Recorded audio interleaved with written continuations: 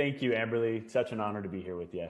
Yeah, I loved all you shared in our mastermind, and you're such an incredible storyteller. And then on Clubhouse, you came into one of my rooms, and after you spoke, I don't know if you know this, but I had so many people quoting what you said about how to get rid of limiting beliefs. So, first of all, I'd love for you to share about that.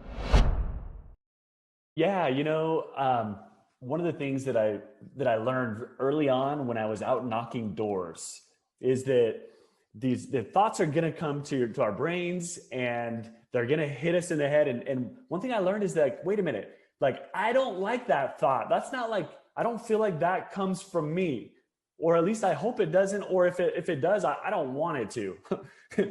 And so I developed this little mantra, and it's so simple, but it's been really powerful. And in fact, if I'll have to show you sometime if I can find it while I'm talking. But my kids, so I've taught this to my kids, and it's been such a simple little tool. I want to offer it to you right now, those that are watching. And thank you, Amberly, for bringing that up. So it's these 4 words: I reject that thought. And so I learned that, like, when I started having a thought that I'm like, wait a minute, I'm like, no, I reject that thought. And so I told my kids, I was like, if you have this thought, and we talked about this recently with them, it's like, if you have this thought that doesn't serve you, like, you are not your thoughts, and you have the power, your brain and your heart and your mind, you have the power to reject thoughts that don't serve you. So you want to say it with emotion. If you have this bad thought, maybe you're like, oh, that person's so lame over there. You're like, wait a minute, I reject that thought. And it gives us power to just get rid of those thoughts that we don't want, that don't serve us and that don't serve those around us.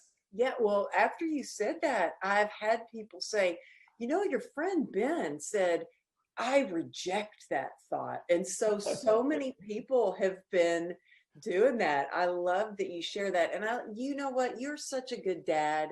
I love seeing your post on Instagram and your YouTube videos. Holy cow, you've been every week delivering some incredible message about leadership and sales on YouTube, and your YouTube channel is really growing, which I think is hard to do because I've had a YouTube channel for a while and it's a little bit harder to gain that traction, but you offer such value that people are just like eating it up.